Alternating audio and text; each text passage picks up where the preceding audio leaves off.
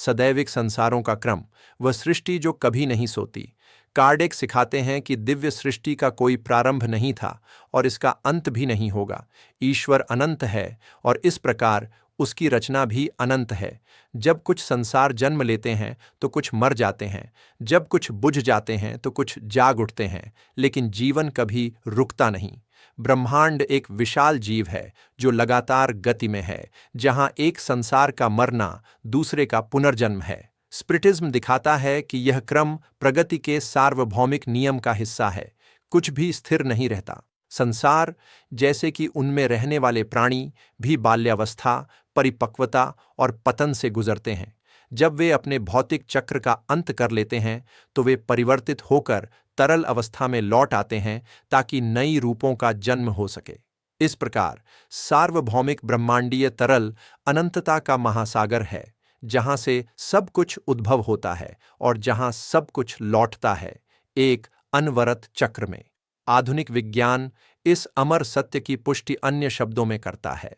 ब्रह्मांड यह दिखाता है कि यह निरंतर विस्तार में है। आकाश गंगाएं एक दूसरे से दूर हो रही हैं और नई तारे हर पल निहारिकाओं के संकुचन से जन्म लेती हैं। इस बीच पुरानी तारे सुपरनोवा के रूप में विस्फोट करती हैं और वे तत्व छोड़ती हैं जो नए सूर्य और ग्रह बनाएंगे। ब्रह्मांडीय जीवन इसलिए एक अनंत परिवर्तन की प्रक्रिया है, सृजन, विलय और पुनः सृजन, जो अनंत काल तक दोहराई जाती है।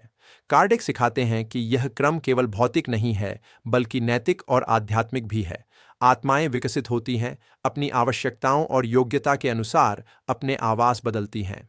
जब कोई संसार अपना मिशन पूरा करता है तो नई मानवता इसे बसती है और अन्य उच्चतर क्षेत्रों की ओर बढ़ती है। इस तरह दुनियाओं का क्रम आत्माओं के सीखने के रास्ते में क्रमिक परिवर्तन को दर्शाता है।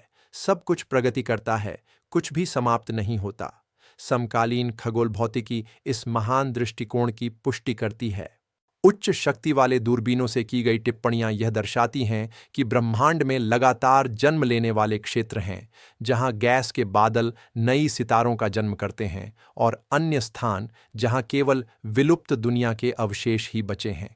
प्रकाश और अंधकार, सृजन और विघटन का यह अनंत चक्र ब्रह्मांडीय संतुलन का दिव्य हस्ताक्षर है। आध्यात्मवाद इस चित्र को विस्तारित करता है, यह दिखाते हुए कि सबसे हिंसक परिवर्तनों जैसे तारे का विस्फोट, आकाश गंगाओं का टकराव और ग्रहों का विलुप्त होना भी व्यवस्था का हिस्सा है और अराजकता का नहीं।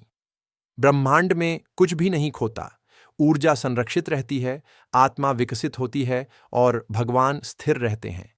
दुनिया का क्रम इस तरह है कि सृष्टिकर्ता अपनी अनंतता को परिवर्तन के माध्यम से व्यक्त करता है। कार्डेक इस कानून पर मनन करने के लिए मनुष्य को आमंत्रित करता है। जहां मानवीय दृष्टि विनाश को देखती है, वहीं आध्यात्मिक दृष्टि नवीकरण को पहचानती है। जीवन निरंतर है और मृत्यु किसी भी स्तर पर केवल एक रूपांतरण है। आत्मा जो इसे समझती है वह अंत से नहीं डरती, क्योंकि वह जानती है कि हर अंत एक नई शुरुआत है, धरती पर भी और सितारों में भी। सदैव विश्वों का क्रम इसलिए ईश्वर की स्वभाव का प्रतिबिंब है। इसकी मूलभूत प्रकृति स्थिर है, लेकिन क्रिया में गतिशील। ब्रह्मांड उसकी सोच है जो गति में है, और प्रत्येक ब्रह्मांडीय चक्र इस अनंत पुस्तक का एक पन्ना है जो कभी नहीं बंद होती।